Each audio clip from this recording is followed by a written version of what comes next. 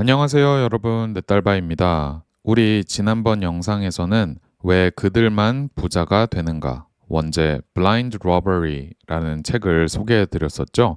인트로 부분만 간략하게 다뤘었는데요.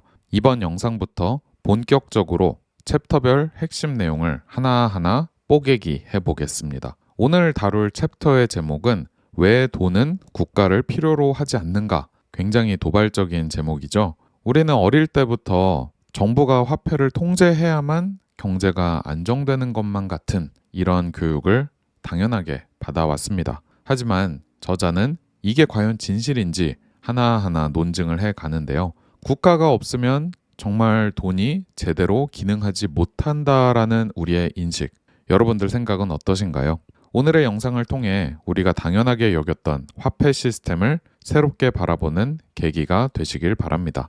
과연 어떤 이야기들이 펼쳐질지 함께 알아보시죠. 그러면 출발! 가자!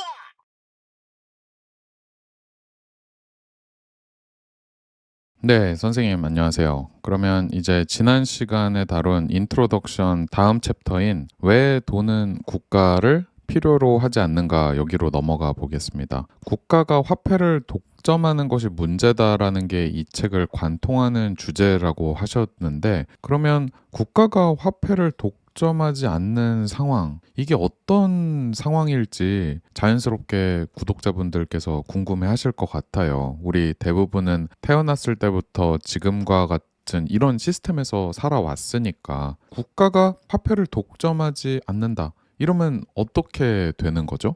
좋은 질문입니다.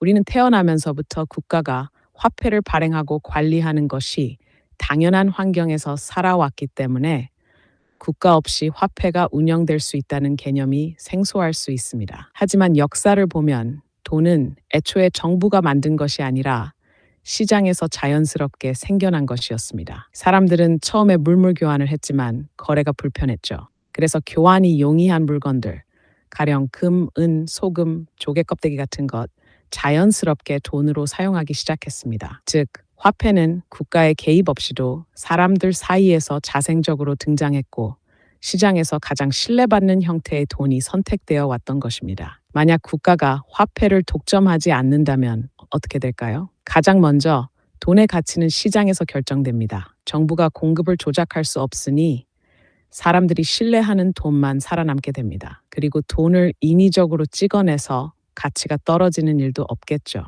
역사적으로도 금과 은처럼 자연스럽게 선택된 화폐들이 오랫동안 안정적인 가치를 유지했던 이유가 바로 여기에 있습니다. 결국 중요한 것은 화폐가 제대로 기능하려면 정부의 강제가 아니라 사람들이 실제로 신뢰하고 사용할 수 있는가입니다. 이 책이 강조하는 핵심은 국가가 화폐를 통제하지 않아도 돈은 충분히 작동할 수 있으며 오히려 정부가 개입하면서 문제가 발생한다는 것이죠. 그러면 돈이라는 것도 뭐 그냥 일반 재화나 서비스들처럼 시장의 수요와 공급 이렇게 완전히 민간에 맡겨도 상관없다는 건가요? 돈도 다른 재화나 서비스처럼 시장에서 자율적으로 선택되고 조절될 수 있습니다. 빵이나 자동차처럼 사람들이 필요로 하는 물건이 자연스럽게 공급과 수요에 따라 가격이 조정되듯이 화폐도 마찬가지입니다. 우리가 흔히 간과하는 사실은 돈 역시 시장에서 선택되는 재화라는 점입니다. 역사적으로 다양한 형태의 돈이 사용되었지만 결국 사람들이 가장 신뢰하고 선호하는 돈이 살아남았습니다. 금과 은이 대표적인 예죠. 그 이유는 희소성, 내구성, 이동성, 인식 가능성 같은 특성들이 뛰어났기 때문입니다. 반면 정부가 화폐를 독점하면 어떻게 될까요? 공급이 시장 원리에 따라 조정되는 것이 아니라 정치적인 이유로 결정됩니다. 정부가 빚을 갚거나 정책을 추진하기 위해 돈을 찍어내면 화폐 가치가 떨어지고 인플레이션이 발생합니다. 이는 사람들이 열심히 일해서 번 돈의 구매력이 줄어든다는 뜻이죠. 따라서 화폐도 시장의 선택에 맡겨야 합니다. 사람들이 가장 신뢰할 수 있는 돈이 남고 그렇지 않은 것은 도태되는 것이죠. 이렇게 하면 화폐의 가치가 인위적으로 조작될 가능성이 줄어들고 오히려 경제가 더 안정적으로 운영될 수 있습니다. 빵에 대한 수요와 공급 뭐 자동차에 대한 수요와 공급 이렇게 얘기하면 이해가 잘 되는데 돈에 대한 수요와 공급이라고 하면 여전히 뭔가 좀 어색하고 잘 이해가 안 가는 것 같아요. 수요가 오르락 내리락 함에 따라 공급도 오르락 내리락 한다.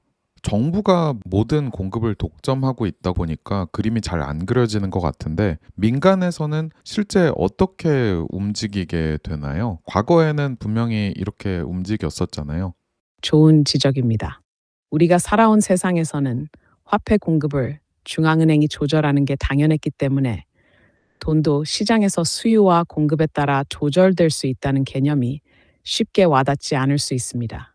하지만 역사적으로는 돈도 시장에서 자연스럽게 조절되었습니다. 예를 들어, 금이 화폐로 사용되던 시절을 생각해 봅시다. 사람들이 금을 더 선호하게 되면 금의 가치가 상승합니다. 그러면 채굴업자들은 더 많은 금을 채굴하려 할 것이고, 새로운 금이 시장에 공급되면서 가치가 조정됩니다. 반대로 금의 가치가 낮아지면 채굴이 비효율적이 되어 공급이 줄어들죠. 이렇게 자연스럽게 균형이 맞춰지는 겁니다.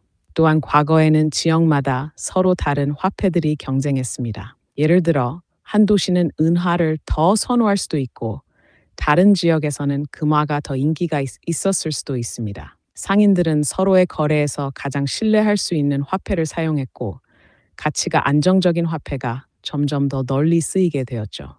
결국 사람들이 가장 신뢰하는 화폐가 살아남고 가치가 불안정한 화폐는 도태되었습니다. 이와 달리 지금은 정부가 법정 화폐를 강제하고 공급을 독점하고 있습니다.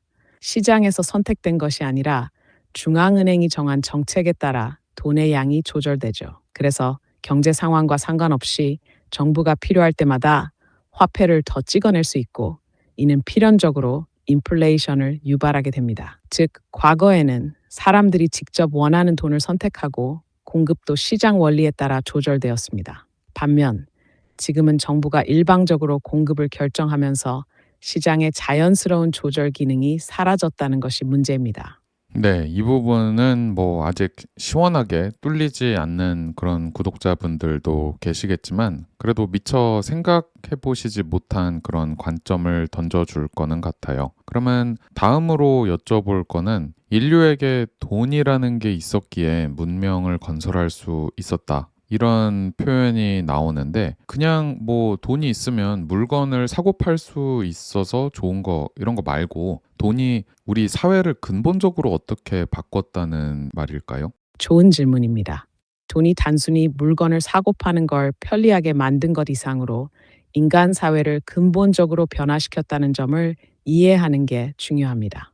가장 큰 변화는 사회적 분업과 전문화입니다. 돈이 없던 시대에는 물물 교환이 유일한 거래 방식이었는데 이 방식에는 치명적인 문제가 있었습니다. 내가 신발을 만들고 당신이 빵을 굽는다고 해봅시다. 저는 빵이 필요하지만 당신이 신발을 필요로 하지 않는다면 거래가 불가능해집니다. 이런 비효율적인 구조에서는 사람들이 특정한 기술을 익혀 전문적으로 생산하는 게 어려웠습니다. 하지만 돈이 등장하면서 이런 문제가 해결됐습니다. 저는 신발을 만들어 돈을 받고 그 돈으로 언제든 필요한 빵을 살 수 있게 되었죠. 그러면서 사람들은 자신이 가장 잘하는 일에 집중할 수 있었고 이게 바로 전문화의 시작입니다. 누군가는 농사를 전문적으로 짓고 누군가는 대장장이가 되고 누군가는 의사가 되는 등 각자가 더 효율적으로 생산할 수 있게 되면서 문명이 급속도로 발전했습니다. 또한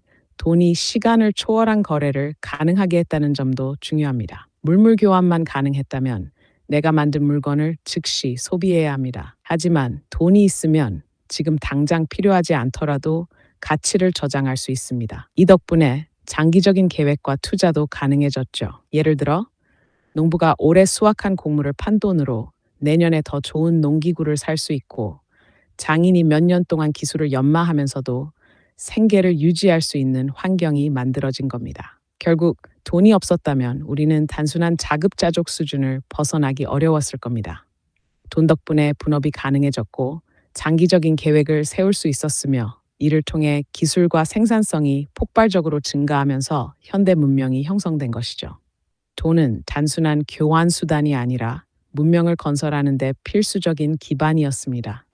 그렇게 큰 그림을 머릿속에 그려보니까 정말 이 돈이라는 게 우리 인류에게 얼마나 거대한 혜택이었는지 선사시대를 거쳐서 자급자족 사회를 거쳐서 지금까지 이런 초고도로 문명화된 이 우리의 삶이 지금까지 얼마나 윤택해질 수 있었는지를 설명해 주셨는데요. 그렇다면 돈이 이렇게 거래, 교환의 매개로 잘 작동하기 위해서는 그 가치를 미래로 보낼 수 있어야 된다. 이런 얘기가 나오거든요. 이게 왜 중요하다고 설명하셨죠?